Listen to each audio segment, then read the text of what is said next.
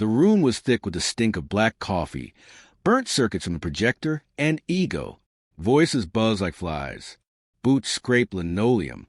Someone at the front tried and failed to fix the glitching screen with a hard slap to the side. Rows of camouflage-clad Marines and Army officers waited, sprawled in their chairs with that particular brand of smugness unique to mid-rank field commands. This was supposed to be a joint briefing for the upcoming readiness exercise, but so far it felt more like a locker room with rifles. Captain Mara Voss sat near the rear of the room, alone. She didn't slouch, didn't scroll through her phone, didn't crack jokes or cross her legs or fidget. She just sat straight, arms folded, eyes locked on front of the room where a projector kept flickering between a map overlay and a blue screen of death, and her sleeve was slightly rolled up. It wasn't rolled up enough to be a statement, just enough to be practical, exposing part of her left forearm in the humid, poorly ventilated room. That was enough. From 3 rows ahead, a young Marine lieutenant leaned back in his chair, stretching with exaggerated yawns. His eyes landed on her, then narrowed. "Hey, Captain," he called out lazily. "Nice ink. What is that? Some edgy Pinterest inspiration." Murmurs started. Mara said nothing. Her gaze didn't move. The room quieted slightly. The lieutenant grinned wider, as if he'd just been handed a mic. He turned in his chair now, angling to get a full look at her, nudging his buddy beside him. "No. Seriously, I've seen that design before, on some yoga pants or something. Real original." Snickers rippled through the seats like a wave breaking. A few officers, too bored, too caffeinated, perked up. One of them added, "Bet it came with a free crystal set." "Or a dream catcher," someone else said, and laughter flared louder this time, more cruel, more confident. Mara exhaled, slow and silent. The tattoo was visible now in the room's overhead light. A black dagger wreathed in barbed wire, half-coiled, the lines slightly faded with time. It was a stark, brutal symbol. There was nothing artistic about it. "Where'd you get it?" The lieutenant pressed, clearly enjoying himself now. "Your bachelorette party in Tijuana?" This time the laughter hit harder, sharper, a full chuckle from the front row. A snort from a crusty-looking sergeant major. Even one of the civilian contractors chuckled behind his clipboard. Mara finally looked up. Her expression didn't change. "Calm. Level. I got it where men like you don't go," she said. A silence snapped into place. Briefly, but it was broken almost immediately by a bark of laughter from the lieutenant. "Oof. Okay, Cap, easy now. Didn't mean to wound your warrior spirit." He put a hand to his chest, mock sincere. "But come on! You're sitting back there like some secret assassin with your don't ask me look. You coordinating this op or just auditing it?" "She's in logistics," someone whispered from the side. Another voice cut in. "She's not even assigned to a direct action unit." Mara didn't respond. Not to the laughing. Not to the taunts. Not to the sideways stares. She just slowly rolled her sleeve down, covering the tattoo once more, and returned her gaze to the front. That's when the door opened. A hush fell over the room, not because of the sound, but because of who walked in. Colonel Trent Ramsey, Marine Corps, combat veteran, silent as a storm cloud. The kind of man who walked to the authority of 10 men and spoke with the weight of one word. Every boot shifted, every spine straightened. Even the lieutenant shut his mouth, snapping back to a rigid posture. Ramsey didn't speak. He didn't need to. He strode to the front with perfect precision, lifted the useless remote from the desk, and clicked once. The screen immediately flashed to life. Maps, targets, coordination lines. Ramsey nodded once to the tech, then turned to face the crowd.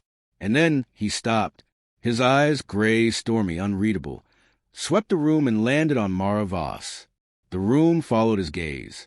Colonel Ramsey stared at her, not with curiosity, not with scorn, but with something colder, deeper, as if he recognized something he hadn't seen in a long time. Mara didn't blink.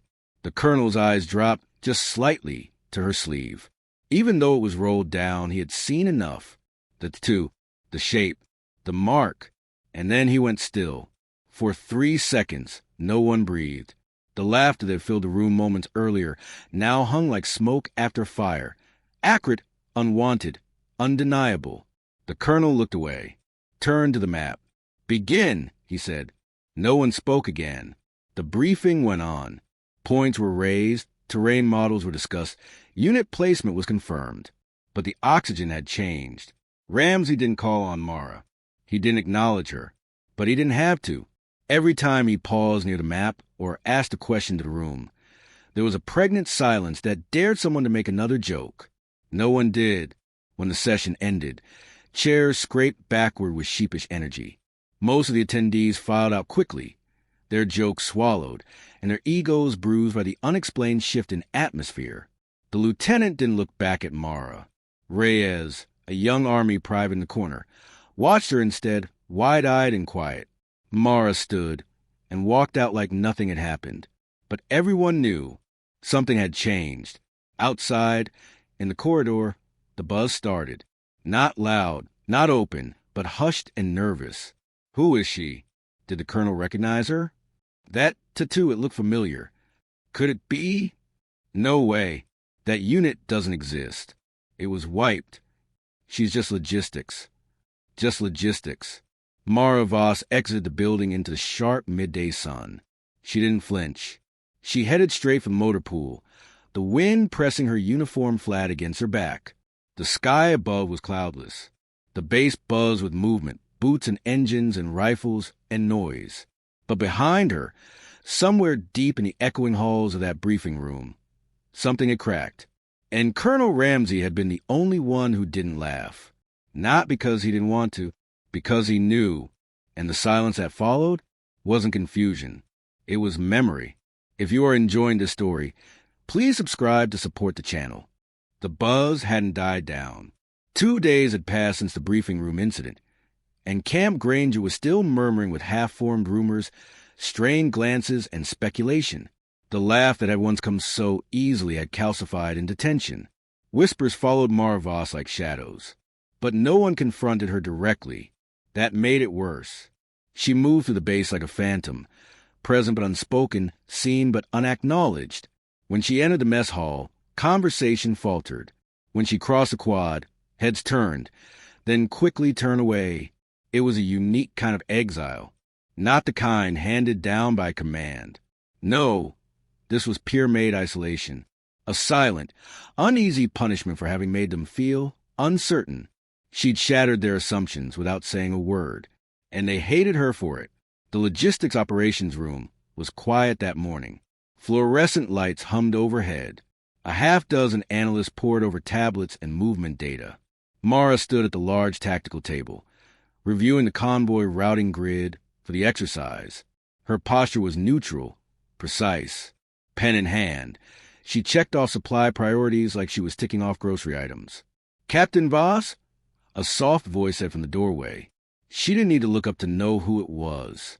Private Reyes stepped in with 2 coffees, slightly off balance with the tray. Got the good stuff from the civilian PX. You know, the kind that doesn't taste like burnt rubber. Mara looked up, accepting the cup with a nod. "Thanks." Reyes lingered a second too long. "Something on your mind, Private?" Reyes fidgeted. "Permission to ask a stupid question, ma'am." Mara raised an eyebrow. "Permission granted. What does the dagger mean?" Mara didn't respond immediately. She turned slightly, glancing through blinds toward the training field outside, then back at the private. "Is that a question you really want answered?" Reyes swallowed. "Maybe. I think, yes." Silence stretched. Mara sipped the coffee. Finally, she said quietly, "It's not just a dagger. Look closer next time." Later that afternoon, the low hum of vehicles filled the air as Mara made her way to the hangar for the equipment check. The heat pressed down heavy, sweat crawling beneath her collar, but she welcomed the sting of it. It kept her sharp. Inside the hangar, crates were being inventoried for the joint exercise. MREs, water filtration, medical kits, comms packs. Mara moved with quiet efficiency. She cross-checked the manifests, tagged crates, corrected load orders. She was precise, efficient, boring to some. "Captain." She turned. Lieutenant Reese, the same smug Marine from the briefing room, stood across the container aisle with a clipboard tucked under his arm. His smirk was smaller now, less confident, but still there. "I hear logistics is trying to lead field now," he said casually. Mara didn't answer. "I mean no offense. You're clearly capable. Sharp. I get that. But between us," he leaned slightly closer, "you know how people talk." She turned back to the crate, without a word. Reese continued, tone still amused. "Come on. You think I don't know what you're doing? You're trying to pull the quiet badass act. Mysterious tattoo, 1,000-yard stare, all business. It's a hell of a way to get noticed." She closed the crate, snapped the latches shut, then turned to him. "I'm not here to get noticed, Lieutenant." He shrugged, hands raised. "Just saying. People think you're trying a little hard to look combat-tested." She stared at him, calm as still water. "Do yourself a favor," she said. "Stop thinking you know what that tattoo means." Then she walked away. That night, Rhea sat outside on a crate near the barracks, flipping through a worn copy of Profiles of Valor, a collection of stories and tributes to fallen special operations units. She borrowed it from the base library after scouring the shelves for anything that matched what she saw on Mara's arm. She had nearly given up, but there it was, halfway down page 137, a grainy photo, no names, faces blurred, a formation of 10 figures in dusty, mismatched gear. The caption only read, "Unofficial image of Echo Black, a defunct multi-branch task force rumored to have operated in denied areas. No official record exists." And just barely visible on one of the forearms in the photo, a dagger wrapped in barbed wire, curled like a serpent. Rhea's breath caught. Back in her quarters, Mara removed her blouse and sat on the edge of her bunk. She ran a towel over her face, then over her arms, finally stopping at the tattoo. Her fingers traced the edge of it lightly. Echo Black. No patch. No citation. No mention on her DD 214. It had been 12 years since she was recruited. 9 years since the operation that wiped them off the record. 5 years since she stopped trying to appeal for official recognition. She'd filed quiet complaints. Gotten nowhere. Threatened with reassignment and expungement if she kept digging. She remembered standing in front of the mirror in a cheap motel just outside Bragg, right after mission collapsed. Blood crusted in her hair, her ribs broken, 2 bullets in her vest. And the only thing they didn't take from her was the ink. The man who gave it to her had been her team leader. "You earned this in blood," he'd said. "You carried in silence." They had all worn it. Men, women, rangers, recon, SEALs, ghosts. Most of them were gone. And now, even the ghosts were being laughed at. The next morning, Mara arrived early for the command coordination meeting. The colonel wasn't there yet. She took her seat in the corner, unbothered. Reyes appeared minutes later, hesitating at the doorway before sitting beside her. "Ma'am," Reyes said quietly, "I think I saw something about your tattoo. In an old book, page 137. Mara tilted her head. "Did you?" "I did. Echo Black. I didn't know if it was real or not. The book said it was unofficial." Mara looked down at her coffee. Reyes pressed gently. "Was it real?" "Yes." Reyes stared. "I thought so. The room back in that briefing, when they laughed. And then Colonel Ramsey looked at you like he knew." Mara nodded slowly. "You were part of them," Reyes said, voice low. "Weren't you?" Mara didn't respond. She didn't need to. The silence was answer enough. Later that day, Mara sat in on a pre-mission drone coordination call. The comms team asked her to review the fallback grid. As she traced the digital map with her stylus, she heard 2 junior officers murmuring behind her. "She's dangerous," one said. "Not in the field. In a way that messes with your head." The other added, "I heard the colonel knew her from before." "Before what?" "I don't know. That's the thing. No one knows." That phrase hung in her mind like a curse. No one knows. She'd worn the uniform longer than most of them. She'd bled for it. She'd lost friends to missions that didn't make the news, didn't earn medals. And now, In this era of careerism and peacetime politics, her silence was mistaken for cowardice, her ink for vanity, her absence from the records for a lack of merit. But she hadn't stopped being a soldier. The system just stopped recognizing her.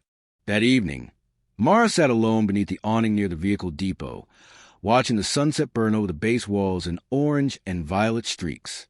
The clamor of the day faded, replaced by distant hums of machinery and evening PT calls. Reyes approached again, slower this time. "I was thinking," she said. "You don't have to explain anything. But if they keep saying you're just logistics, I want you to know I don't believe it." Mara smiled faintly. "Then don't correct them." Reyes blinked. "Why not?"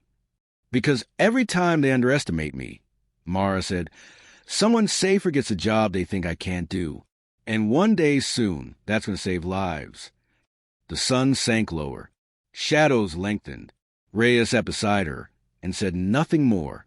It was close to midnight when Mara Voss opened the locker at the back of her quarters. Not the regulation footlocker at the edge of her bunk. Everyone had one of those. This was smaller, tucked beneath the wall shelf, flat and unmarked. She used an old key, not military issue. No biometric, no code. Just a simple metal key worn smooth at the edges. The kind no one noticed anymore. The lock clicked, and the top opened with the softest of stale air and old dust. Inside were things no one on base had seen.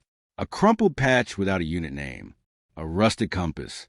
A laminated card with a blood type and no rank. And at the bottom, a folded piece of black cloth with a single mark stitched into the corner. A barbed wire dagger, just like her tattoo. She unfolded it with care. It was part of a uniform sleeve. The rest had been burned away. Mara sat on the edge of her bed, cloth in one hand, a faded photo in the other. 10 people stood in that photo.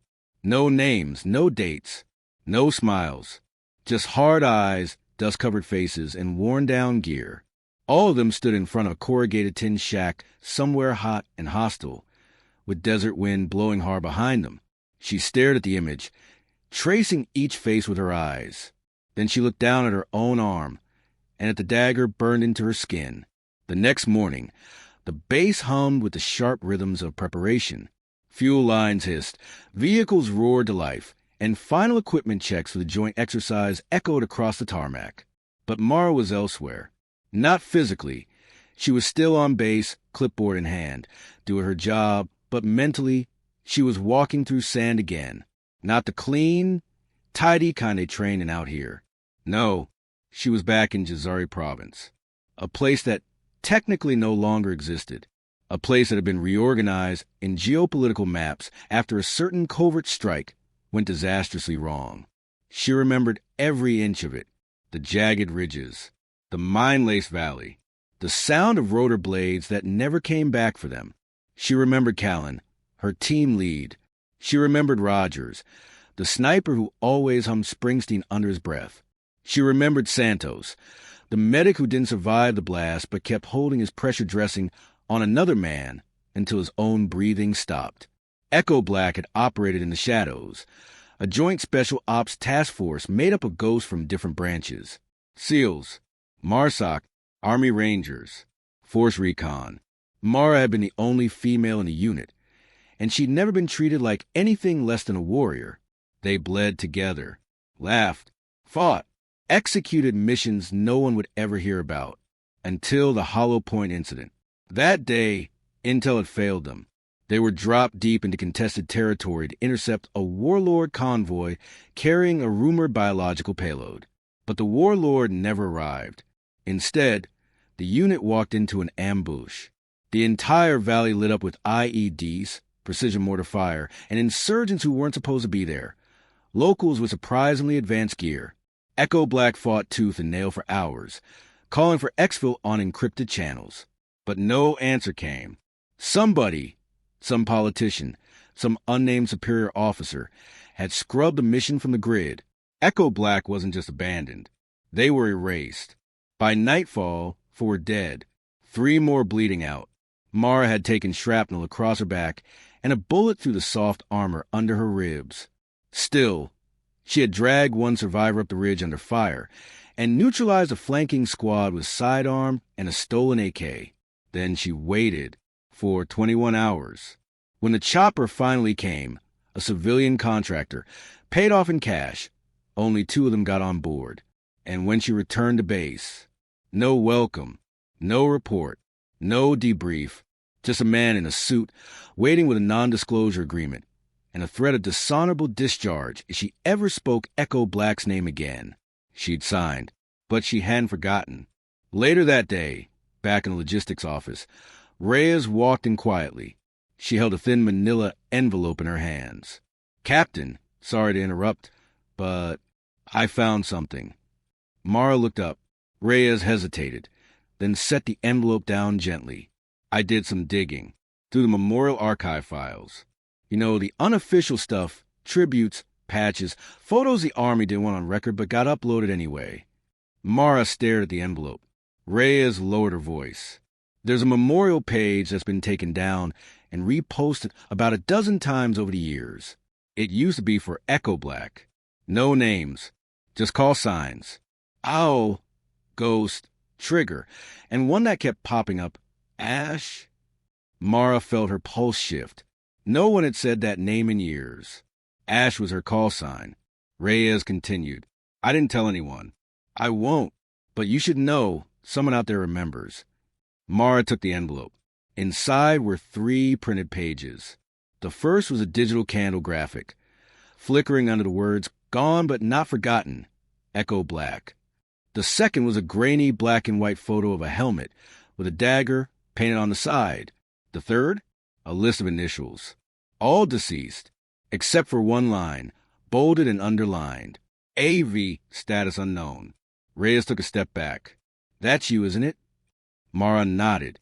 Reyes' voice trembled slightly. "They thought you were dead." "They weren't wrong," Mara said quietly.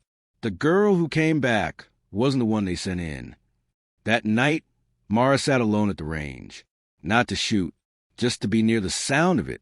Every few minutes, the crack of gunfire rang out from distant lanes, echoing in the dark.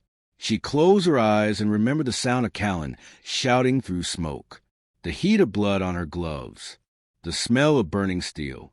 She remembered how no one came.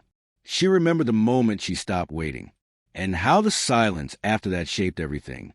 The next morning, Colonel Ramsey passed her in the hallway. He didn't say a word, but his eyes locked on her. And just for a moment, the briefest flicker, his gaze dropped her arm. He remembered. Of course he did. Back then, he hadn't been a colonel. He'd been a captain in the Joint Task Coordination Cell. He wasn't part of Echo Black, but he knew of them. He'd been one of the few officers who pushed back when the operation was buried. She remembered his voice raised in a classified debrief, shouting for answers. He'd been silenced, too. Now, here they were, walking the same base, pretending not to share history. Later that day, a team of junior officers prepped for an insertion simulation in the briefing bay. Maps were spread. Radios chirped. People barked coordinates and moved pins across satellite overlays. Mara entered to deliver an updated comms breakdown. As she did, one officer said under his breath, "Here comes the ghost again." Another added, "Logistics playing soldier. Better hide your markers." They didn't realize Colonel Ramsey had entered from the other side. He didn't speak, but Mara felt the entire room shift. Ramsey walked to the front, stood beside her, looked directly at the officers who had spoken. Then he looked at Mara's arm, then back to the others. He didn't say a single word, but the way he stood, square beside her, was louder than any speech. The desert sun had a way of breaking you down before the mission ever started. At 0600 hours, Camp Granger was already buzzing with convoy movement, camouflage tents, and tactical barking as units prepared for the biggest interbranch readiness exercise of the quarter.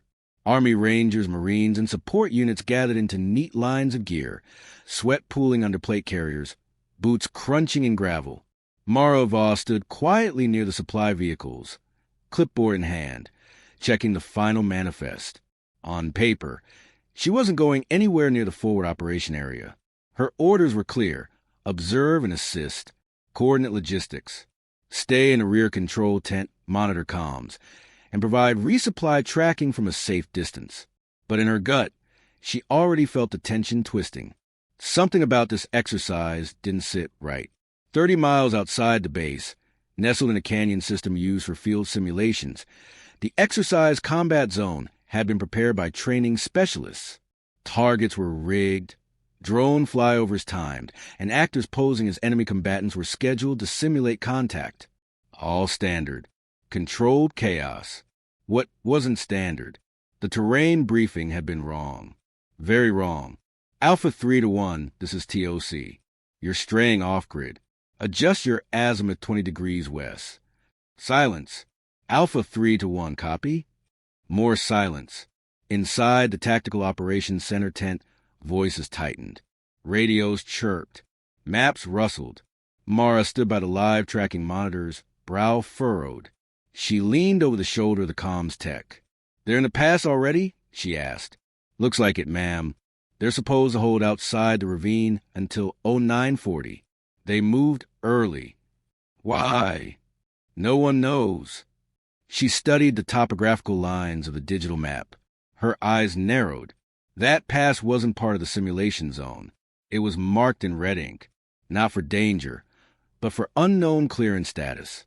It was on the edge of the base's operational boundary. What's their signal strength? Dropping fast. Could be the terrain. Mara didn't believe that. She tapped her pen twice against the screen, then turned and walked out. 15 minutes later, Colonel Ramsey entered the TOC. "Report," he said, wasting no time. A captain stepped forward.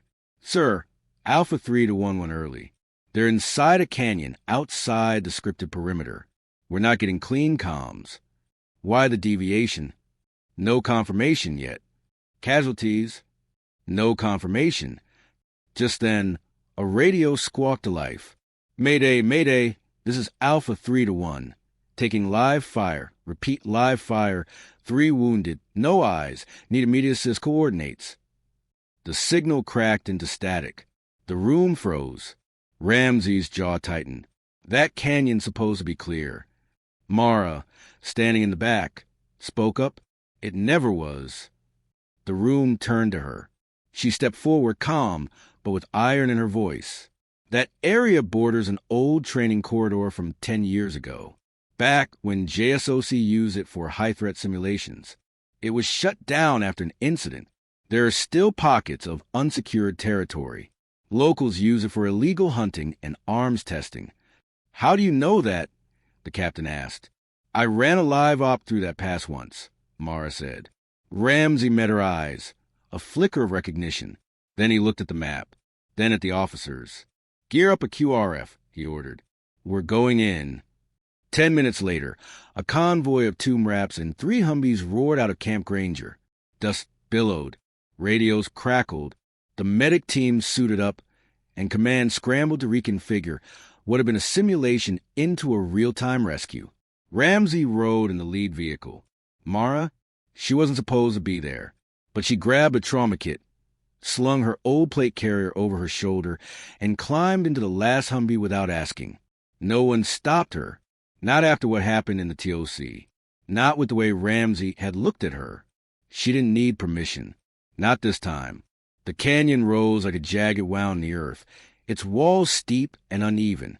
As the QRF approached, the sound of distant gunfire echoed, sharp, real, nothing like the blanks used in training. "Alpha 3 to 1, this is QRF. We're inbound. Do you copy?" Static. "Say again." Then, "This is Alpha 3 to 1. We've got 2 down. Enemy contact appears real. Not training force, we taken cover. Coordinates confirmed." Then a scream over the radio. Ramsey growled into the handset. "Punch it." When the QRF entered the ravine, they found chaos. One Humvee from Alpha 3 to 1 had rolled partially down a ridge, wheels mangled, blood on the side. Smoke rose from behind a boulder line where soldiers hunkered down. Gunfire still popped sporadically from an unseen position ahead. Not simulation weapons, but actual rounds. Someone had live fire. No one knew how or why. Ramsey ordered flank. But then Mara was already moving. She was out of the vehicle before it fully stopped. Her kit was half-strapped on, and in her hand, somehow, was an M4 rifle. No one saw where she pulled it from. One moment she was reaching for a trauma pack.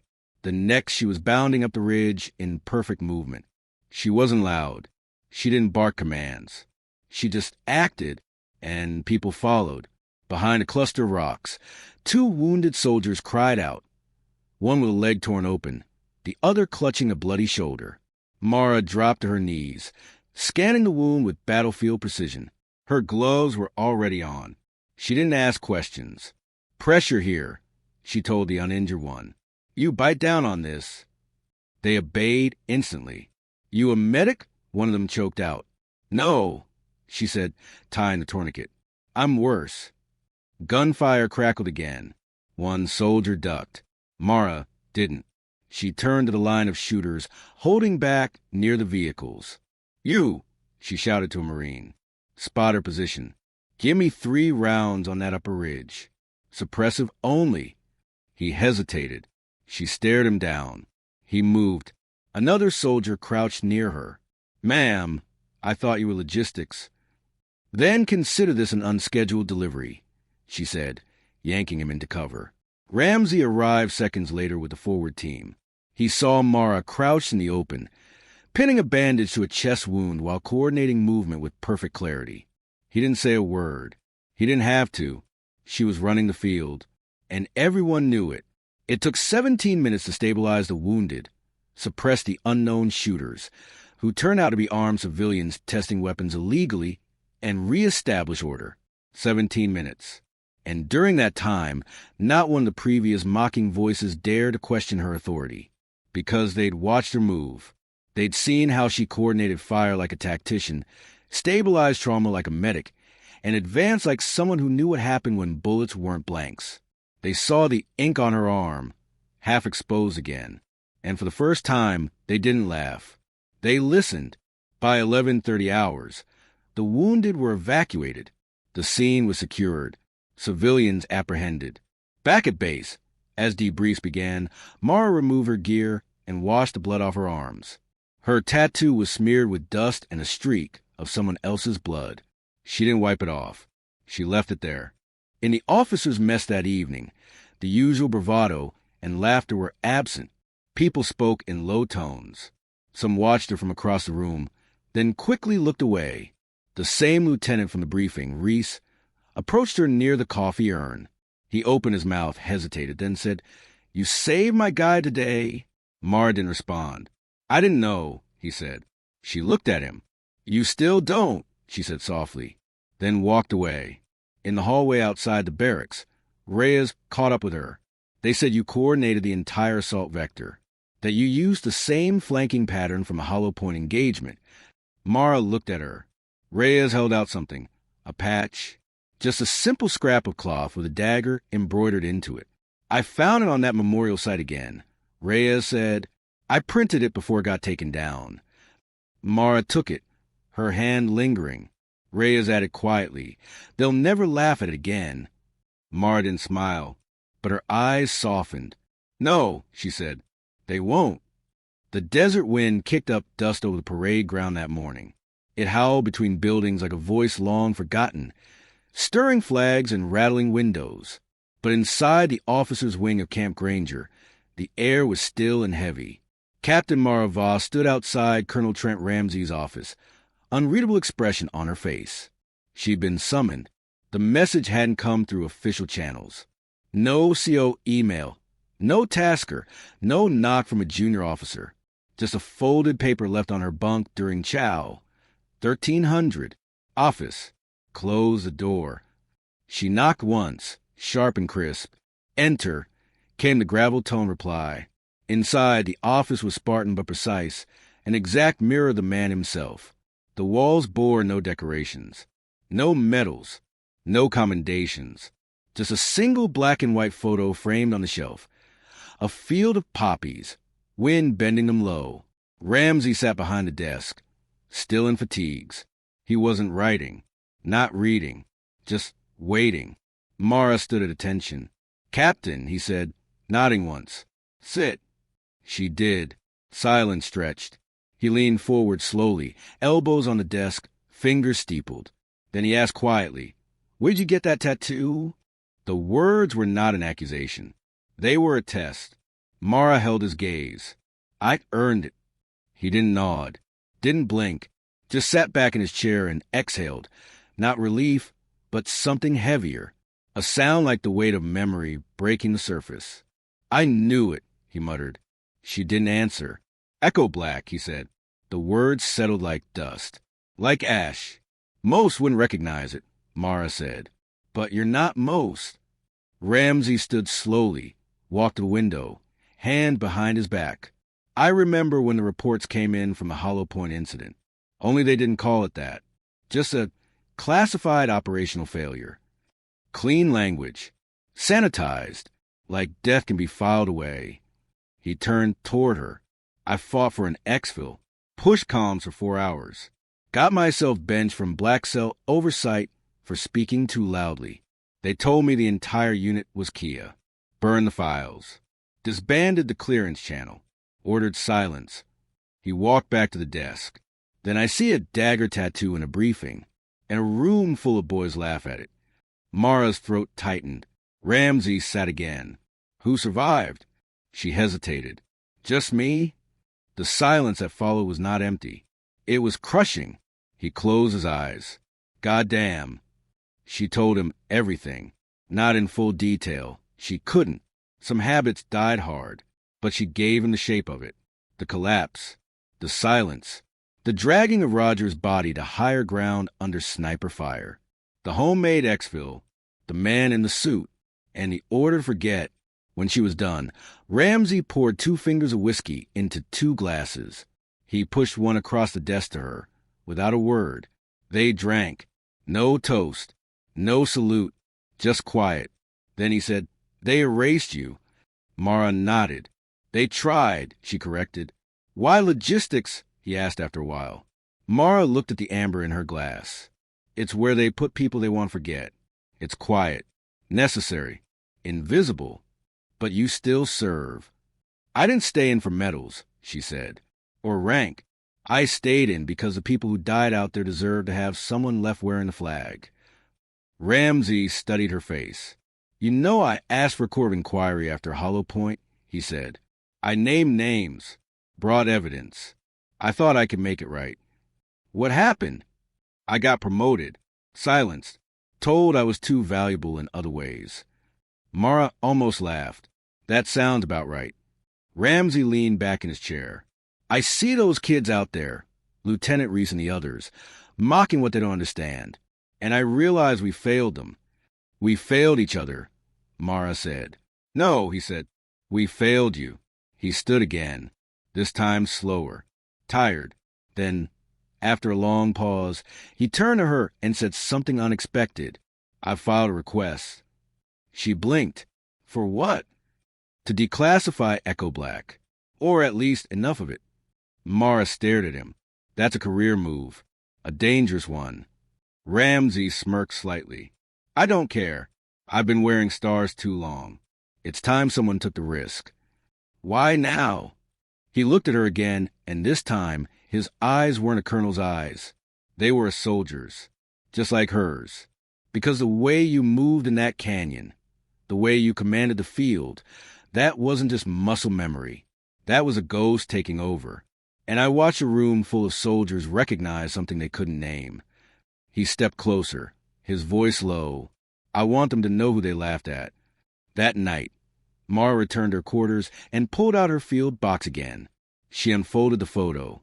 This time, she laid it beside a second one, taken earlier that week, when someone on the base had snapped her picture after the canyon op.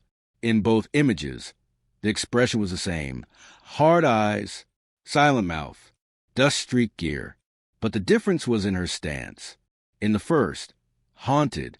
In the second, whole. The next morning, whispers swirled again across Camp Granger. Not about her tattoo, not about her past, but about the colonel. He filed a motion? Declassifying a Black Cell op? Echo something? Why would he do that? Because of her. Mara walked past the murmurs without slowing. She didn't need to respond. She'd already done enough. But when she passed Colonel Ramsey in the courtyard later that afternoon, he gave her the slightest nod. She returned it. No salute. No orders. Just respect. That evening, a junior officer knocked on her door. "Captain Voss?" "Yes." "There's a memo. Came in just now from higher. Special clearance." She opened it. Inside was a single document with one line at the bottom. Reclassification under review. Subject, Task Force Echo Black. Attached to it was a list of names. All deceased, except for hers. And next to it, in red, confirmed alive. Status, active duty. Mara closed the file. Folded it once. Slipped inside the box with the others. And finally, for the first time in over a decade, she allowed herself to breathe. The memo didn't make it past the base commander's desk. 2 days after Colonel Ramsey submitted the reclassification request for Echo Black, the reply came down from higher, a terse, cold dismissal wrapped in polished bureaucratic language. Reclassification denied. Subject deemed non-critical to current strategic interests. No public record will be adjusted. Consider the matter closed. No explanation. No offer for the review. No acknowledgement. Mara read the message in silence. Standing alone in the comms room after hours, the screen's glow flickering against her face. Her hands remained perfectly still, but something behind her eyes dimmed. All those names, all that blood, still denied, still buried. Colonel Ramsey stormed into his office at 0630 the next morning, fury veiled under stone-faced discipline. His aide followed quietly, not daring to interrupt the colonel's brewing silence. He had seen Ramsey angry before, in combat zones and failed exercises, but never like this. This wasn't battlefield frustration. This was betrayal. The colonel didn't slam anything, didn't shout. He simply stood at the window, jaw clenched, holding the rejection printout like it was a death notice. He had risked his name, his career, even his retirement, and the machine had spit it all back in his face. Not because Mara hadn't earned it, but because she wasn't convenient. Back in the barracks, Mara moved with mechanical precision. Her boots laced tight, her hair pulled back, her uniform immaculate. On the surface, nothing had changed, but inside, she was unraveling. Not with tears, not with visible cracks, but with quiet resignation. She had dared to believe, after all these years, that maybe the truth could win, that maybe silence didn't have to be forever. But the memo had slammed that door shut. She opened her footlocker and stared down at her field gear. It still smelled like the desert, like gun oil and heat and dust. Her M4 was stored in the rack beside it, cleaned and ready. And yet, she felt further from the military than she ever had before. Not because of battle, but because of how thoroughly she had been erased. Private Reyes found her that afternoon in the supply hangar. "Captain?" she asked softly, approaching like one would approach a statue. Mara was reviewing a shipment manifest. She didn't look up. "I heard about the memo," Reyes said.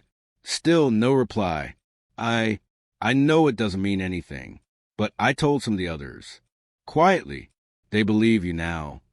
Mara exhaled slowly, setting her pen down.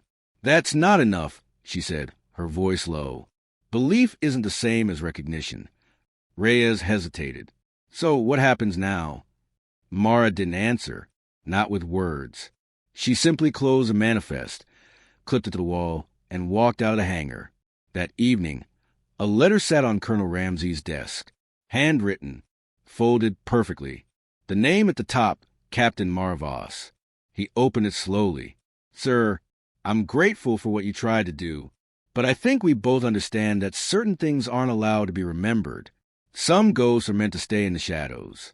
I'm submitting my request for early discharge. No ceremony, no farewell, just a clean break the system seems to prefer. Thank you for seeing me, even if no one else would. Respectfully, Captain M. Voss." Ramsey stared at the letter for a long time. Then he reached into his drawer and pulled out a second envelope, sealed, stamped, and ready to be sent. his own letter of protest. He tore it in half. Then again, then again. The system had made its decision, but so had he. The next morning, as the base prepared for the closing ceremony of the joint field exercise, Mara stood in her barracks room, staring at her uniform. It was pressed, starched, clean. It felt wrong. Outside, the base was being decorated for the event. Flags were raised, a podium constructed, the PA system tested. Brass from multiple branches would be in attendance. Medals would be awarded. Commendations read aloud. A few hand-picked junior officers would be recognized for heroic coordination during the unexpected canyon incident. Mara's name was not on the program, not even in the footnotes. She hadn't been overlooked. She had been deliberately excluded. They couldn't risk the questions. Couldn't risk someone asking, "Who is she?" And what the hell is Echo Black? Inside the officers' lounge, Lieutenant Reese sat with two other lieutenants, nervously adjusting his collar. "I thought Voss was going to be recognized," one said quietly. "She was the reason we got out of that canyon," said another. Reese looked down at his coffee. "She's not even attending," he said. They all fell silent. Guilt doesn't need to shout. In her room, Mara folded her uniform and placed it inside her duffel. Her tattoo caught the light through the window. Still dark, still raw, still hers. She ran her fingers over it once. Gently. She had fought. She had endured. She had given everything she had. Twice. And it still wasn't enough. There was no ceremony for ghosts. She stepped outside into the midday sun. Her hair was loose for the first time in years. She wasn't in uniform, just a plain green t-shirt and jeans. Civilian clothes. Civilian future. She began walking. No destination. No map. Just a quiet decision that this chapter had ended. Not in recognition, but in her refusal to continue being unseen. The ceremony began at exactly 1,300 hours. Rows of officers, enlisted personnel, and visiting dignitaries lined the parade ground. The sun gleamed off brass buttons and polished boots. A chaplain gave the opening blessing. A general spoke briefly about interbranch unity and battlefield excellence. Polite applause followed. Then the commendations began. Lieutenant Reese was called up. He received a silver commendation for courage under fire and coordination during an emergency operation. He didn't meet anyone's eyes as the medal was pinned. His hands trembled slightly. Other names followed. None were Mara's. And no one said anything about the woman who had commanded that field under fire, stabilized the wounded, and re-established order before most even knew what had gone wrong. She was nowhere in the script. In the distance, Colonel Ramsey stood alone near the edge of the crowd, arms folded, face unreadable. But his eyes were scanning, searching, waiting. And when the final name was called, when the closing applause began and the ceremony was declared over, he didn't move. He just stood there, still, silent. Back at the barracks, Mara paused at the gate. She turned once, looking back at the base, at the parade ground, at the flags, at the place she had once believed could be something more. Then she turned to leave. But before she took her first step, she heard something strange. The sound of silence, an unnatural pause, followed by murmurs. Then a single voice, not amplified, but clear. Colonel Ramsey standing. On the parade ground, every head turned.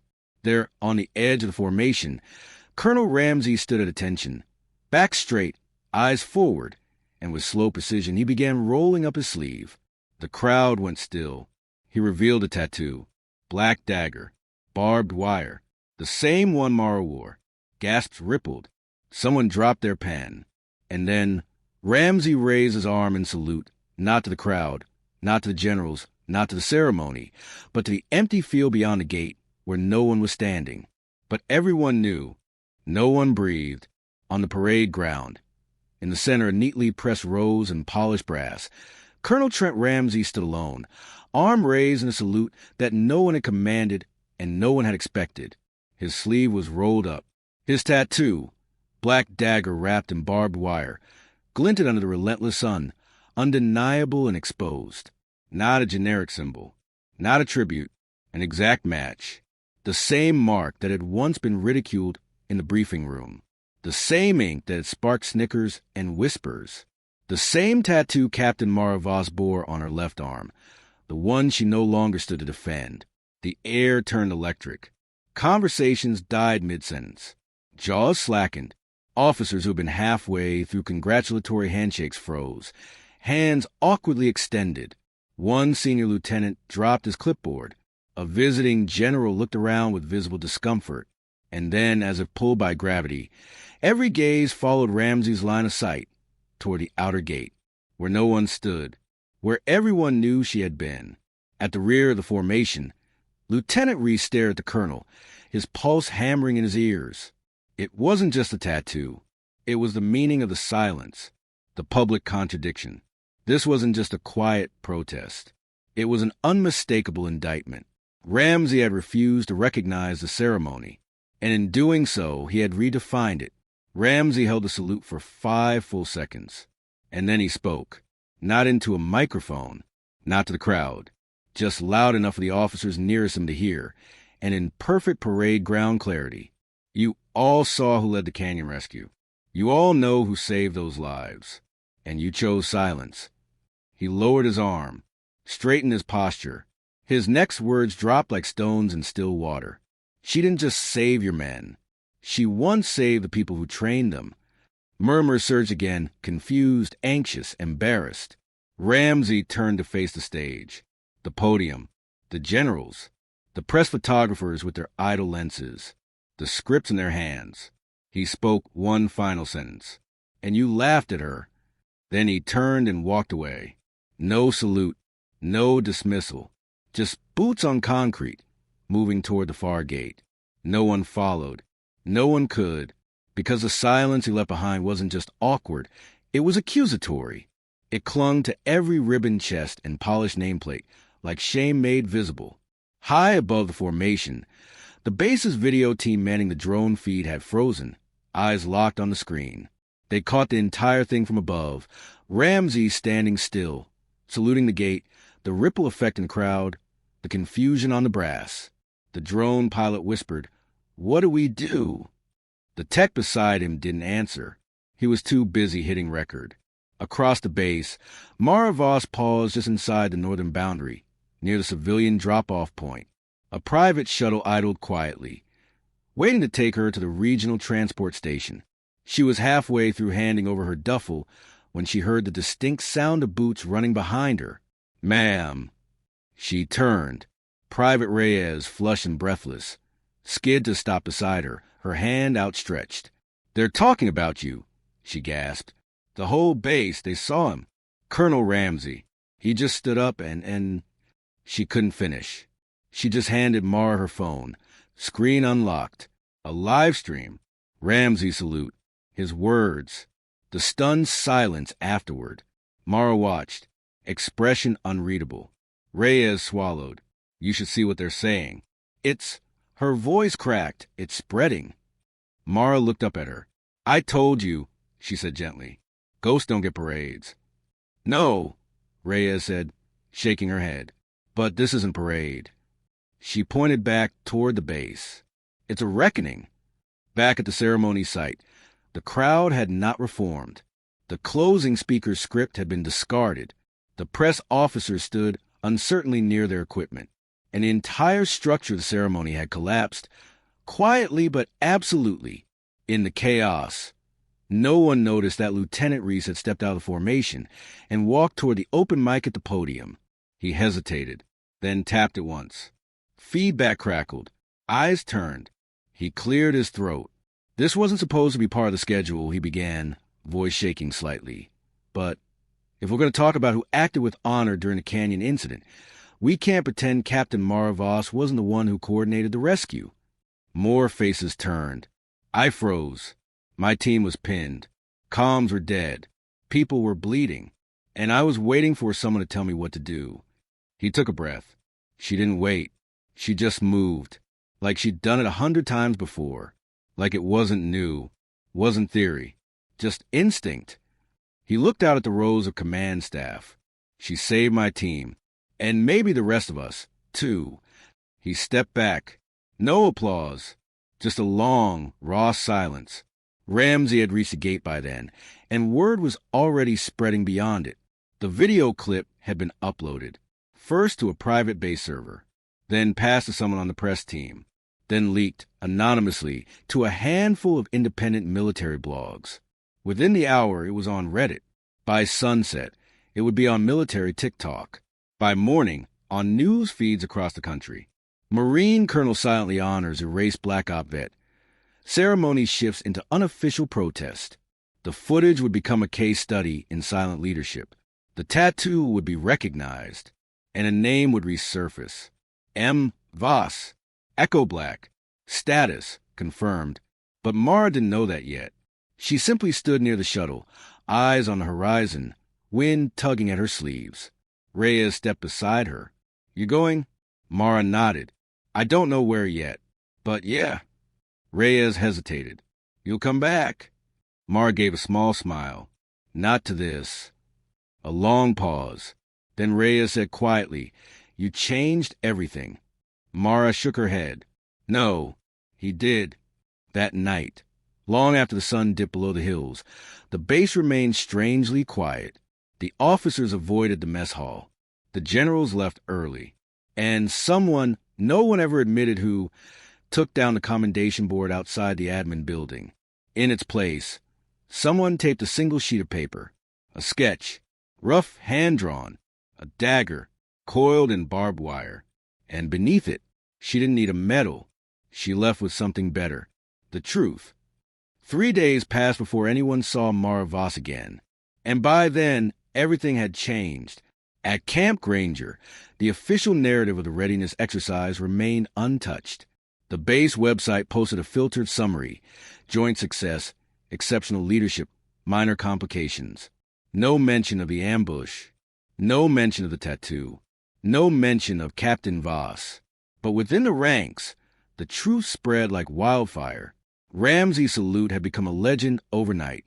The video had gone viral, not just among soldiers and veterans, but among journalists, military historians, and even former Echo Black operators, the few still alive and watching from deep shadows. What no directive could silence, the people had decided to remember. In the barracks, the dagger tattoo appeared in pen sketches on notebook covers and sketched into the corners of whiteboards. Someone printed a large, high-res image of the pause video, Colonel Ramsey mid-salute, and thumbtacked it to the door of the rec room. No one dared take it down. Even a lieutenant who had once mocked Mara in front of a crowd now walked more quietly, more carefully, wearing his uniform with humility that hadn't been there before. The term just logistics vanished from conversation. So did the laughs. And then there was the message. Late that night, on the encrypted comms channel reserved for cleared internal networks, a file appeared, posted anonymously, a grainy photograph, faded edges, 10 people standing in a dry, hostile land, faces dusty, bodies armored, posture rigid. One of them, a woman just out of the spotlight, helmet tucked under one arm, bore the mark, that tattoo, and below the photo in plain text, Echo Black, we remember, welcome home, Ash. The post was taken down within 15 minutes by the base IT administrator, but it had already been downloaded by hundreds. Mara Voss, unaware of the chaos she left behind, had found temporary solitude at a quiet cabin on the edge of a military town 5 hours north. It was a place used by recovering vets. Part retreat, part safe house, part liminal space between deployments and civilian life. She had no plans. She didn't need them. For the first time in years, she wasn't surviving. She was simply existing. Each morning, she walked to the edge of the nearby forest. No weapons, no radio. Just her and the trees and the sound of the wind through the branches. No commands, no protocol, no one watching. And still, her posture never slouched. Because while the battlefield was gone, discipline never left her. On the 4th morning, a car arrived, unmarked, military plates. From its step to quiet, square-jawed woman in her early 50s, not in uniform, but her posture gave her away. "Voss?" she asked. Mara nodded once. The woman extended her hand. Major Sophia Green, retired, Task Force 9C. You don't know me. No, Mara replied, shaking her hand. But I know that name. Green smiled slightly. I saw the footage. Mara said nothing. I serve with Echo Black, Green continued. Early rotation. Before Hollow Point. We were pulled before the mission that ended it. Her voice dropped lower. We fought for years to get our people recognized. You came the closest any of us ever did. Mara folded her arms. Didn't feel like a victory. Sometimes the truth doesn't win with medals, Green said. Sometimes it wins because someone remembers. She handed Mara a small item wrapped in cloth. Mara unwrapped it slowly. A metal coin heavy worn, the kind used for underground challenge coins among elite units.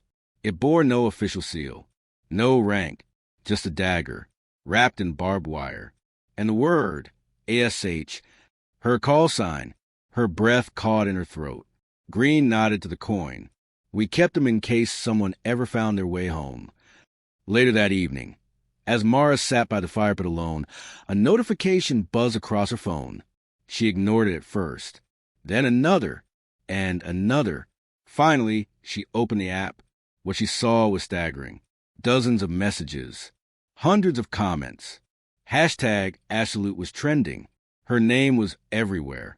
Clips, fan art, interviews from former operators, disavowed files, even a recorded podcast where someone, a military intelligence analyst, read her commendations from before Echo Black, the ones no one had noticed before.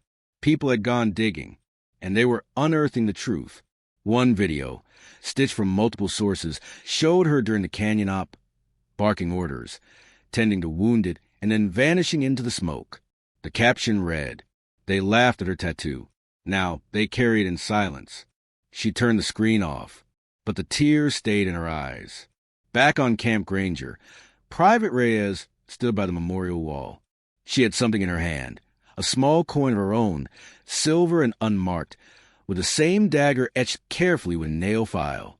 She pressed it gently against the wall, letting it rest between the bricks. A whisper escaped her lips, "For the ones who remember, and the ones we never should have forgotten." And then she walked away. Behind her, others slowly approached, some with sketches, some with notes, some just with their hands pressed to the wall. A new tradition had begun. 2 weeks later, an update arrived from the Pentagon. Unprecedented, unofficial, but it said enough. Asterisk effective immediately. Select elements of Task Force Echo Black may be acknowledged in internal training for historical and educational purposes. Survivors may disclose their affiliation at their discretion.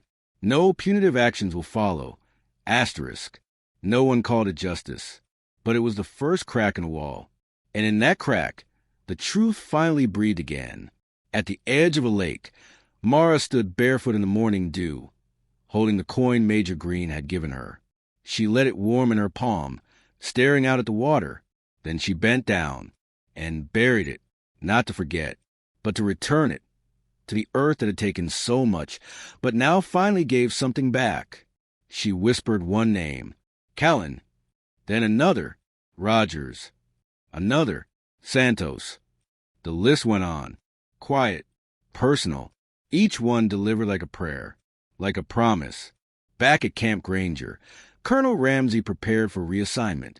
He'd expected it, welcomed it, even before boarding the transport. He walked one last time past the admin building, where the photo of a salute still remained. Someone had laminated it. At the bottom, in simple script, "Some truths don't need approval. They just need someone brave enough to stand for them." He saluted the photo and walked on. Mara Voss didn't return to active duty, but the name Captain M. Voss became known. Across bases, in stories, in whispered conversations, in briefings where instructors now paused at the end and added. And finally, if you ever think a tattoo means nothing, remember this story. The dagger spread, on the backs of notebooks, etched into challenge coins, painted on the wall of a training facility in North Carolina, beneath a mural of a woman walking away from base, not looking back. No caption, They didn't need one. Everyone already knew. They laughed at her tattoo until the Marine colonel stood up in silence. Asterisk, asterisk. If you like this story, please subscribe to support this channel.